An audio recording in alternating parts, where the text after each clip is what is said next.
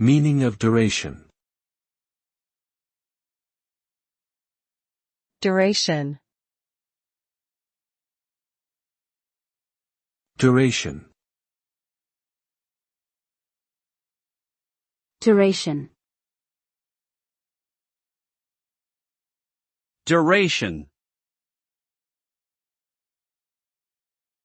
Duration refers to the length of time that something lasts or continues. It can apply to a variety of situations, such as the length of a movie, the amount of time a person spends on a task, or the duration of a trip. Essentially, it is a measurement of time. Understanding duration is important because it helps us to manage our time effectively and make informed decisions about how we allocate our resources. By tracking the duration of various activities, we can identify areas where we might need to adjust our approach in order to be more efficient or productive.